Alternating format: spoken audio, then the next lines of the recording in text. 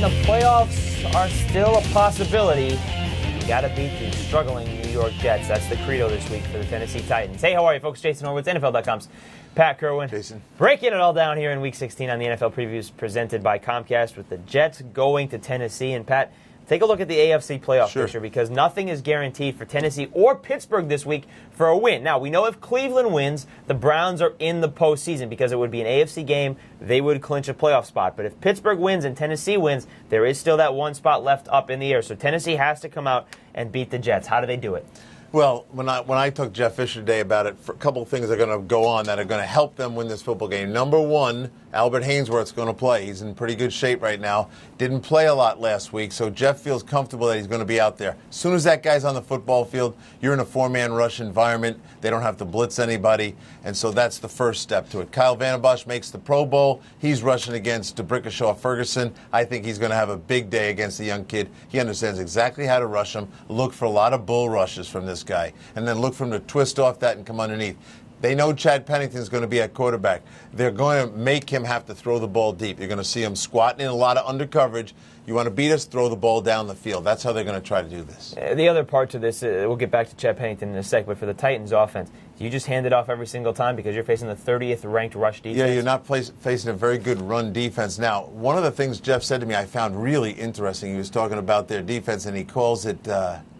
what does he call it? He's got a name for that defense. It's called the UFO defense. He goes, sometimes they come out, we can't identify where they are, and we just decide to get into sound, fundamental, strong, power running plays. So this UFO defense is what he likes to call the Jets, designed to fool you and then blitz you from different places. I think they might run right at that thing. And that would be the other aspect to this for the offense. And Vince Young, he needs to have a strong game this week like he did in the second half against Kansas City. Vince needs to start playing better in the red zone, He too. does need to play better in the red zone, but that's been the same thing all season long. For the Jets, Kellen Clemens, he's injured. He's not going to go. They're going back to Chad Pennington.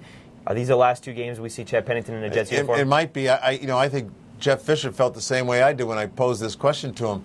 I think for him, Chad Pennington poses more problems than Kellen Clemens. They know this is a savvy veteran guy that knows how to. You can't hide coverages on Chad. He'll know where to go with the football. As I said earlier, the covers are going to say, see if you can go deep.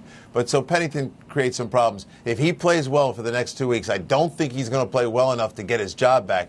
But I do think his value is going to go up. They're going to get some phone calls on it. Let me ask you one more thing about the Jets here. The season's been, compared to how it was last year, obviously with the surprise of Mangini in the playoffs, 10-6. They did play well at New England, but overall the season has been a huge disappointment. What changes next year for New York?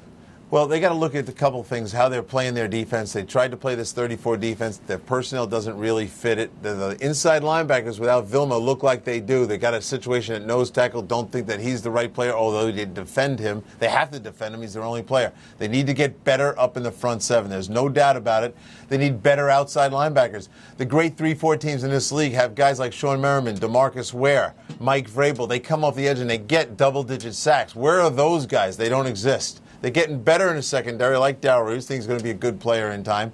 And then they got to get better up front on the offensive line. Letting Pete Kendall go for emotional reasons, as I like to classify it, has really hurt the inside of that line. So they got to get better in there. They need a veteran or two in that line. They may need outside linebackers, but inside, David Harris, they've discovered is a good player. Terrific He player. may have 300 tackles at one point. Correct. Folks, let's throw everything into a computer, get it all in there 10,000 times. Here's what the AccuScore prediction has for this game. No surprise, Titans the favorite, 70% of the time on the computer. The victory, Pat. I like Tennessee at home, and the Jets are not a very good road team, and their season's coming down to the end here. Lendale White will have over 100 yards rushing. Brown will come in and have a couple extra yards to go along with that. And Vince Young, I think this is the week we'll see Vince, especially with the playoff picture still alive, get himself some long runs. Get back in that old long run game. There's nothing to hold back now, Vince. And I think, as Jeff likes to say, Vince, don't forget your feet. Well, with the way the season started for Tennessee at 6-2, not making the playoffs would be a disappointment. But that's not the case just yet. They got a couple more weeks to see if somebody in front of them can falter. We'll see if it all happens, and it all starts this weekend on CBS for this game, 4:15 p.m. Eastern. And for more, be sure to stay with CBSSports.com and watch everything else on the CBS Audience Network. For NFL.com's Pat Kerwin, I'm Jason Horowitz. Take care.